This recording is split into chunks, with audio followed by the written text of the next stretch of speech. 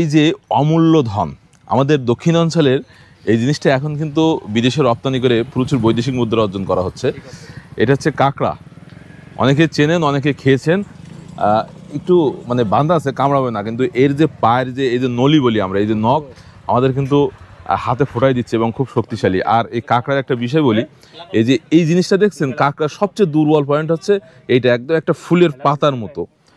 আর এই আমাদের এক দাদা বসে আছে, উনি দাদা কতদিন যাবত কাঁকড়া ব্যবসা করতেছেন? 25-26 বছর। তা এই কাঁকড়ার ব্যবসা করে আপনি মানে প্রতিদিন কেমন ইনকাম হয়?